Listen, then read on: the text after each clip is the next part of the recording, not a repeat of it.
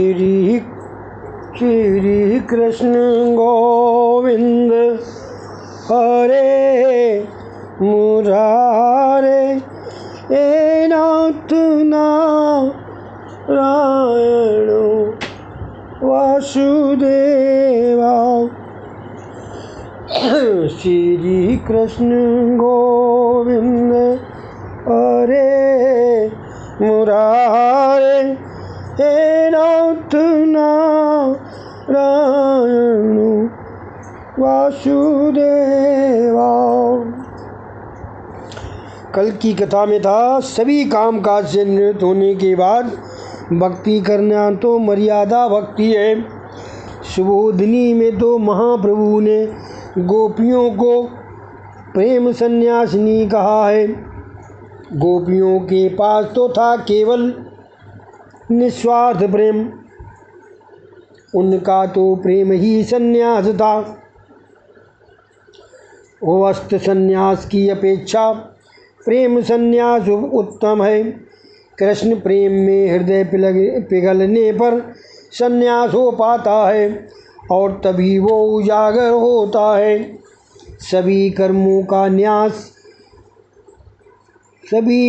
का न्यास त्याग संन्यास है।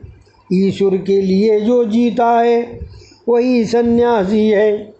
गोपियाँ ईश्वर के लिए ही जीती थी, अतः उन्हें प्रेम सन्यासी कहा गया है। ज्ञान और योग पर भक्ति विजय बताई गई है। ज्ञान और योग पर भक्ति विजय बताई गई है। भक्त भगवान को आबद्ध करती है, वशीभूत करती है। माखन चोरी लीला का यही रहस्य है। मन माखन सा मृदु है। मन की चोरी ही तो माखन चोरी है। कृष्ण औरों के चित्त चोर लेते हैं, फिर भी वे पकड़े नहीं जाते। पकड़ा जाने वाला चोर तो सामान्य चोर होता है, किंतु कन्हैया तो अनूठा चोर है। उन्होंने तो गोपियों के मन का निरोध करना था, किसी भी अन्य विषयों में जाने से बचाना था। गोपी अर्थात इंद्री, सभी इंद्रियां हमेशा ईश्वर ही का चिंतन करती रहें, इसी हेतु से इन सब लीलाओं की रचना की गई है। यशोदा जी ने गोपियों से कहा, अच्छा हो यदि तुम माखन छिपा कर रखो। एक गोपी, माता तुम हमें क्या सीख दोगी? मैं वैसे तो बड़ी हूँ, फिर भी कैसे बताऊँ कि क्या हुआ था। एक बार कन्हैया मार्ग में मिला तो उसने हंसते हुए मुझसे कहा, अगले दिन तेरे घर आऊँगा। मैंने सारा माखन अपने मायके पहुँचा दिया। कन्हैया ने दूसरे दिन आकर देखा तो माखन का नामो निशान नहीं था। वह आग बबूला हो गया। पलने में सोए हुए मेरे लाला को चुटकी भरते हुए कहने लगा कि तेरी माता बड़ी कंजूस है, घर में कुछ रखती ही नहीं है। माता घर में से यदि कुछ मिलता नहीं है तो कृष्ण गुस्से से लाल पीला हो जाता है और हमारे सोए हुए बच्चों को चुटकी ले देकर रुलाता है। भगवान का आगमन होने पर यदि तुम सोए हुए पाए जाओगे तो वे तुम्हें रुला देंगे। वे तो किसी भी रूप में आ पहुँचते हैं और सत्कार न देने पर रुला देते हैं। ईश्वर अपने आगमन के समय सोए हुए को जगा देता है। ईश्वर कौन से रूप में आएंगे ये कोई बता नहीं सकता।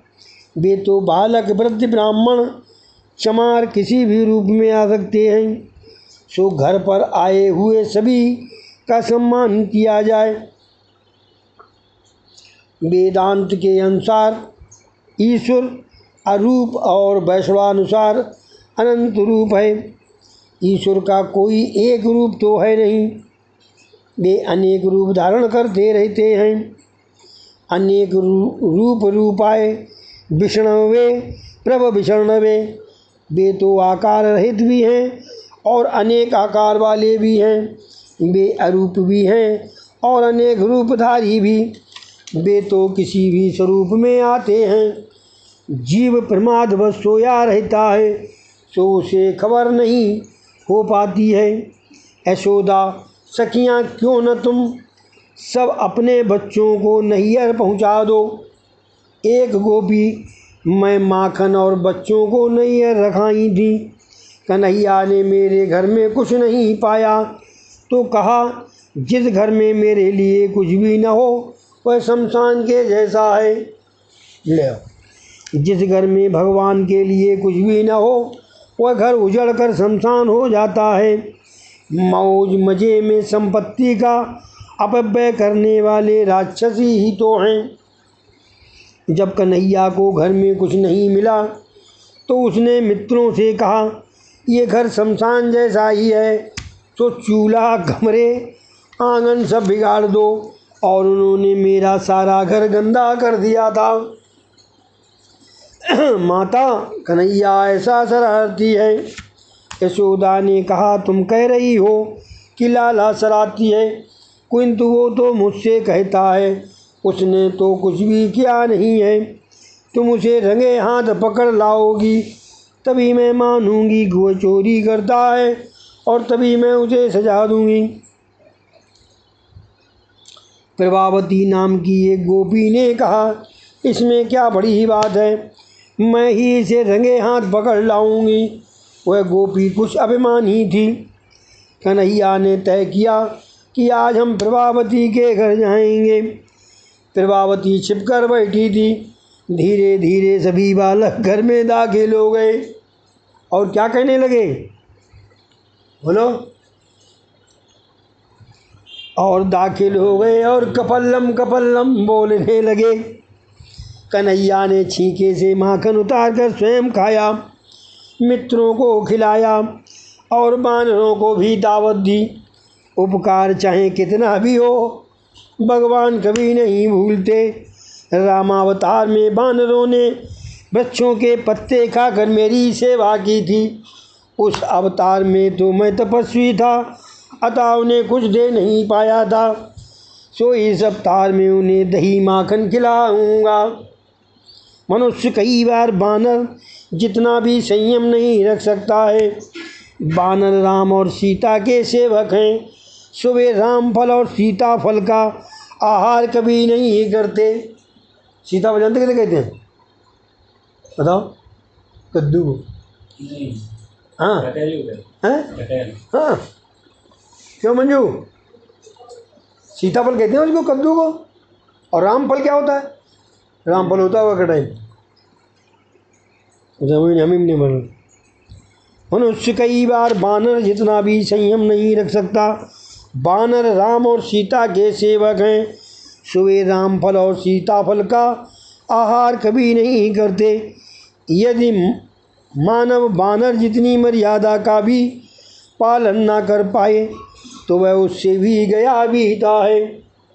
सभी ने भरपेट माखन खाया। इतने में धीरे से प्रभावती बाहर निकली। मित्रों ने देखा तो कहने लगे, अरे कन्हैया भाग, वो आ गई। किंतु कन्हैया ने कहा, आने भी दो, क्या कर लेगी वो।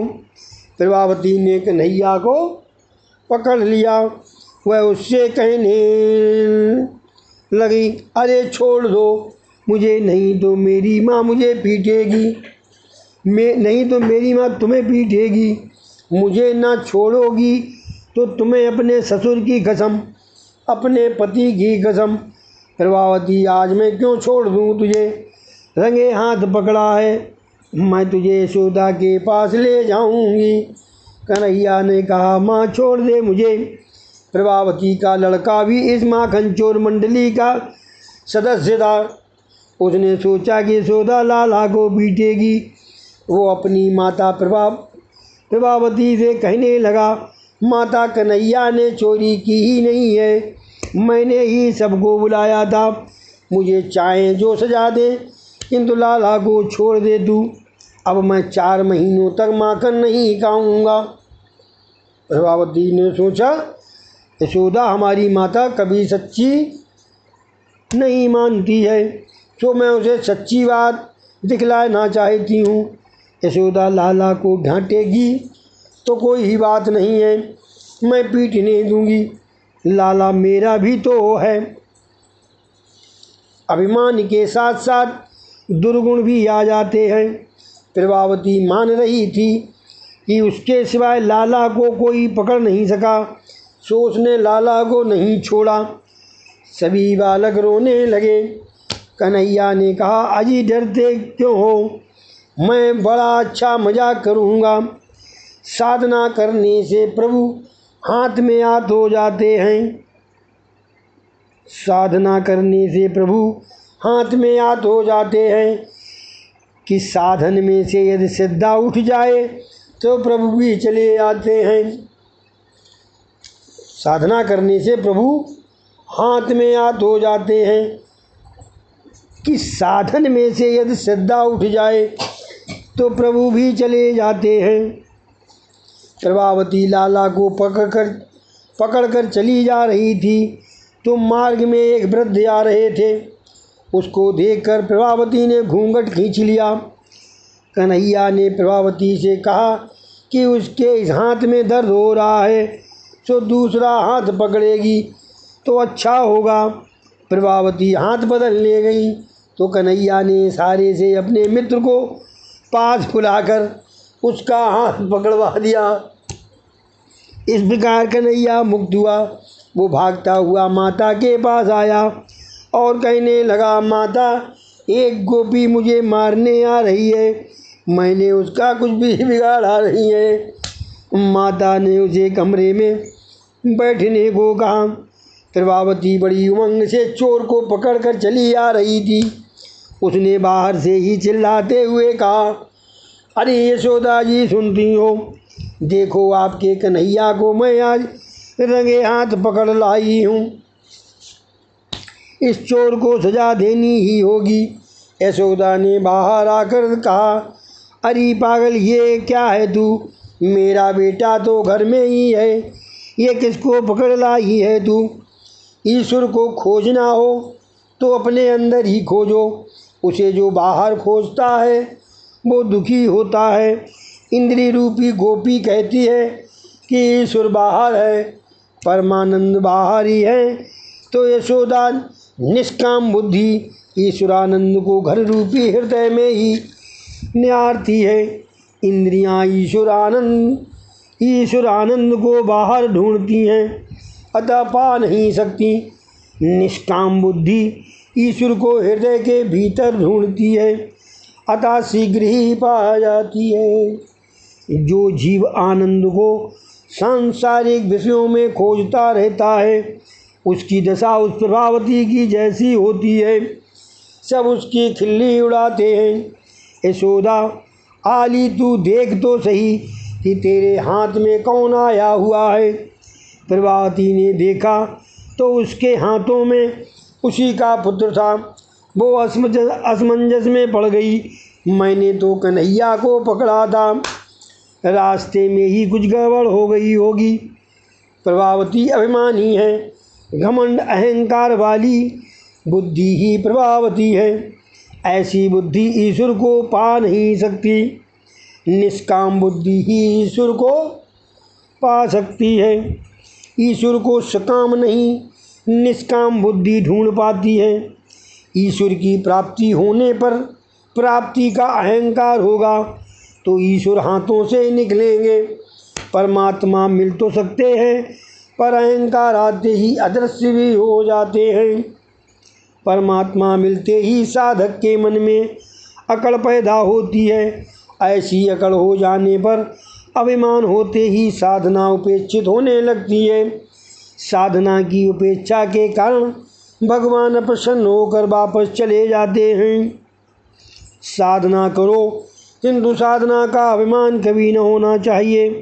निष्काम बुद्धि में गर्व उत्पन्न होते ही भगवान भाग निकलते हैं। गोपियों ने यशोदा से कहा, माँ, गणपति का व्रत करो और मिन्नत मानी। वे बुद्धि सिद्धि के स्वामी हैं, सो कन्हैया की बुद्धि को सुधारेंगे। यशोदा ने गोपियों की बात मान ली। कन्हैया गणपति की महिमा बढ़ाना चाहता था, सो उसने अपनी मित्र मंडली से कहा, हम कुछ दिन के लिए बड़े शांत रहेंगे, सारी प्रवृत्ति हम बंद कर देंगे। लाला घर में बैठा रहता था। यशोदा ने सोचा कि गणपति ने मेरे लाला की बुद्धि को ठीक कर दिया है। एक बार गोपालों ने यशोदा से शिकायत की कि कन्हैया ने मिट्टी खाई है। कृष्ण माँ ये सब झूठ बोलते हैं, मैंने मिट्टी खाई ही नहीं, मैंने मिट्टी खाई ही नहीं। नाहम भक्षता बानम सर्वे मिथ्यावशंसिना, मैंने मिट्टी नहीं खाई है। लाला ने तो मिट्टी नहीं ब्रजरज खाई है, मैंने मिट्टी नहीं ब्रजरज खाई है। ब्रजरज मिट्टी नहीं है, तुलसी जी सामान्य वृक्षी वनस्पति नहीं है, गंगा जी सामान्य नदी नहीं है, ब्रजरज साधारण मिट्टी नहीं है।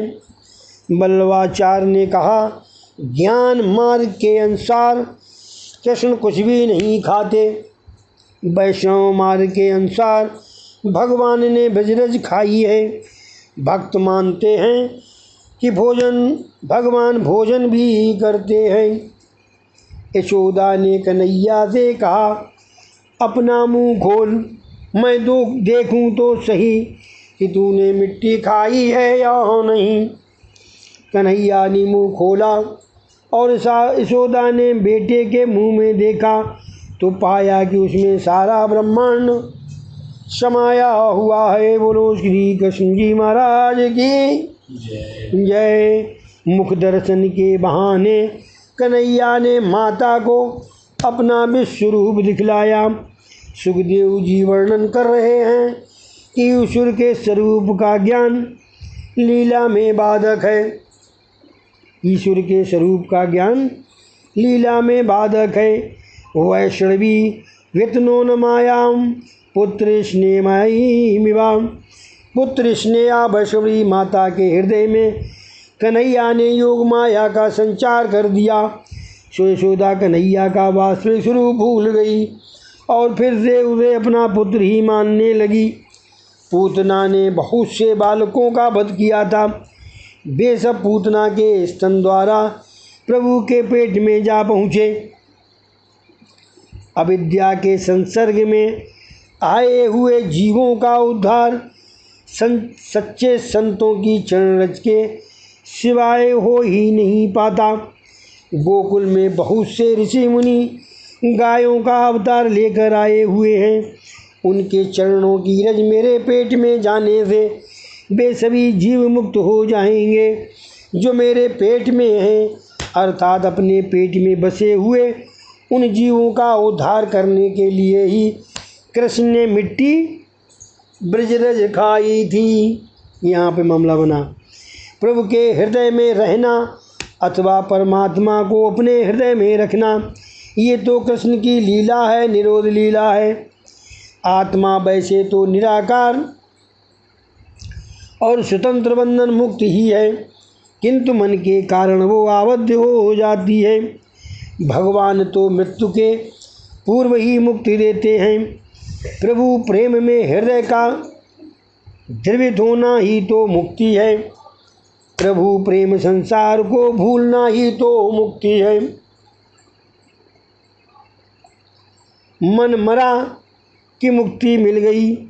मन की मृत्यु होने से निरोध होता है और निरोध होने पर मुक्ति मिलती है। मृत्यु के बाद ही नहीं, मृत्यु के पूर्व भी मुक्ति मिल सकती है। जो मृत्यु के पहले ही मुक्ति नहीं पा सकता, उसे मृत्यु के बाद मुक्ति मिलना बड़ा कठिन है। शरीर और इंद्रियों की उपस्थिति में जिसे भजनानंद प्राप्त होता है, उसे शरीर के बाद परमानंद का अनुभव होता है।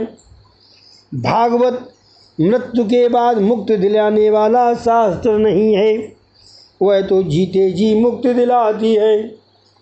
मृत्यु के बाद मुक्ति मिले या न मिले वो कौन जान पाता है। इसी कारण से तो महात्मा जीवन मुक्ति के गुण गाते हैं। वैसे तो देह और इंद्रियों से संबंध है ही, सो उनकी उपस्थिति में ही हमें मुक्ति मिलनी चाहिए। मुक्ति दो प्रकार के हैं, विधेय मुक्ति और कैवल्य मुक्ति। इस श्री अद्विकथायाम ददाप्तम। बोलो श्री कृष्ण जी महाराज की जय। हरे कृष्ण कृष्ण कृष्ण हरे हरे, हरे राम राम राम हरे हरे, हरे कृष्ण कृष्ण कृष्ण हरे हरे, हरे राम राम राम हरे हरे, हरे कृष्ण